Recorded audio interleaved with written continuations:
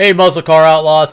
So, welcome back. We are taking a look at whether or not there will be any genuine lawsuits against Dodge about the new Demon 170, or whether it's realistic and what people are talking about being upset with Dodge about the new Demon 170.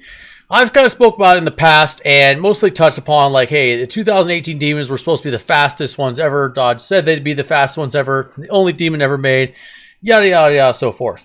Now, there also are others that are more upset with Dodge and talking about lawsuits that are upset because they felt that they should have gotten an allocation for the Demon 170 because they were one of the original 2018 Demon owners. Most particularly, they're talking about supposedly some words written down in print that Tim Kniskus put down, but most specifically, this statement that he makes here. And you have a special plan for the VINs as well, right? We have a special plan. If you own a current Demon, you can get the same number again. So if you own number 43 and you'd like a matching set, we'll guarantee you first right of refusal on the same matching VIN. That is so cool. So you can have the 2018 Demon matching VIN with the 2023 DC 170. The OG and the fastest ever. Wow. So matching VIN, whatever. Okay, so matching VIN, rotary, whatever is going on there. Basically what he hints at is like you can get your VIN number matched up supposedly with the Demon 170. Now, to me, that's kind of weird. Like, obviously, VIN numbers are identical and unique to each car, so I don't know how you would get matching VIN numbers. But maybe what he's saying also is that, hey, you can get the allocations for the Demon 170 if you own 2018. Now, the main guy also that I heard talking about this, like Kevin Van Vorst, so I guess we're suing Dodge over the Demon 170, pretty much talks about how he doesn't really care about the Durango owners, the Hellcat Durango owners. He's basically said he thought it was kind of just not putting his exact words out there. But if you watch this video, he pretty much says he thinks that lawsuit's kind of dumb. But he thinks there's a real case for, or he thinks like you're not going to get enough money for it, like only like $4,000 or $5,000. But he feels more that there's more of a case to be made for Demon owners, 2018 Demon owners, supposed to having allocations or first dibs, especially at MSRP price for the Demon 170. So he's also making that statement as well. Now, I originally stated that more people should be upset about like Dodge saying that was supposed to be the fastest Demon ever. And a lot of people have talked about that across the muscle car, the Mopar community, that, hey, that was supposed to be the fastest Demon of all time, the fastest Challenger of all time. There's supposed to be any car faster than the 2018 Demon, and that obviously is no longer the case. You have, and this is across some of the forums, like Open Letter Dodge CEO, Tim Kniskus. This guy's talking a little bit more about the Demon 170 allocations and how it just was like kind of slapped to the face. This guy here most specifically talked about what I usually talk about, like, hey, this was supposed to be like the fastest Demon ever, and that people paid a high premium for that 2018 Demon, not knowing that Dodge was just going to come out later and crap out an even faster Demon. Like, which, let's be honest, if you're driving a Demon and you got it, I think it's the base horsepower was like 807 horsepower.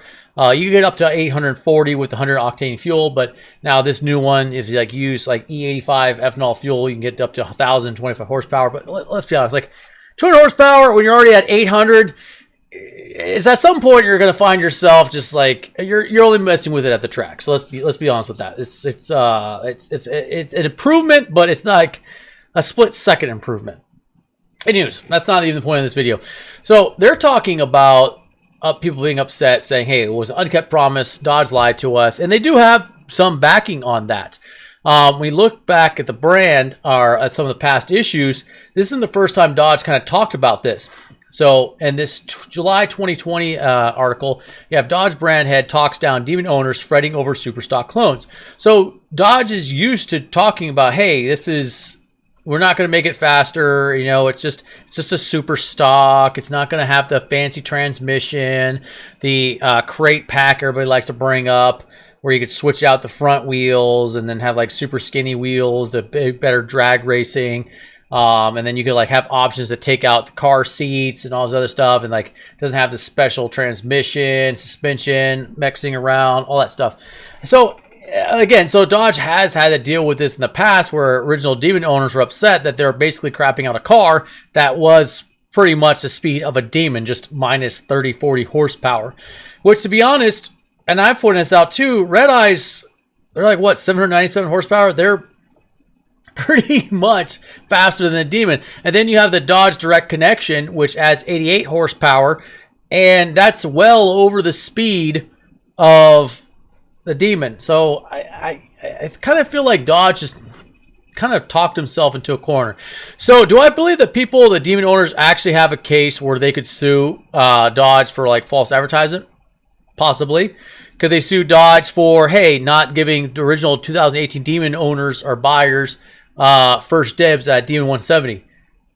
Maybe. I kind of feel like they have more of a case for the first one rather than the second one. Whatever Tim Knissis was talking about in this random interview, probably not the best thing to say, but I'm not really sure if that's going to hold much water if it's not like actual put down in print. But I could be wrong. Or if they could prove that it was used in advertisement or to like help drive up sales or drive up interest or support. I didn't hear anything about that ahead of time, so I'm not too sure. Okay, so this is kind of a wide, convoluted video. Hopefully you guys stuck with me on this one. It's very interesting hearing people's opinions. Now, let's do the flip side. A lot of people are also standing up for Dodge, saying that these people complaining about this is dumb. It's like they didn't remake the Demon. They're just made a brand new car, just has the Demon name on it, but 170. Some other people are saying that, hey, you know, you were suckered into this, you bought this is a completely different car. Look at some people are saying, hey, look at your window sticker, says what it does. Not quite as much. And honestly, there was, when it comes down to actually signing agreements, here we go. I did actually look up what the Dodge Demon buyer's agreement was, like something they signed in contractual papers, whatnot.